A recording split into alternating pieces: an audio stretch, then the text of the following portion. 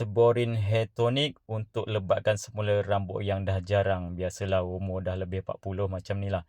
Sebelum ni dah pakai lama tapi nampak anak rambut yang muncul tu memang ada muncul tapi macam sikit je.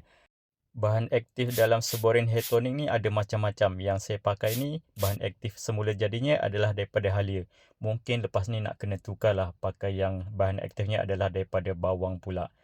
Satu lagi, bila pakai hair tonic ni, ada satu kaedah yang kena buat iaitu kena urut kepala. Tapi sebelum ni, urut pakai tangan macam tu je, mungkin tak berkesan sebab itulah.